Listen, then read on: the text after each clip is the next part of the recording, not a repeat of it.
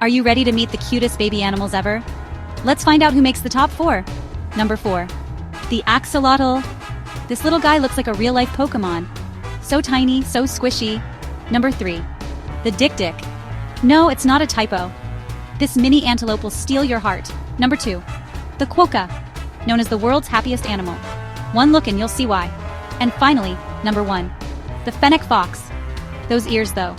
Absolutely irresistible. Which one's your favorite? Comment below.